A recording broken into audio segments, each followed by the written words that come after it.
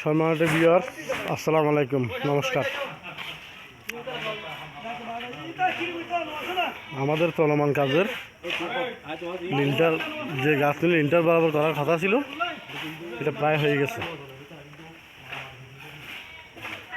গেছে। 7 foot level, শুধু মাত্র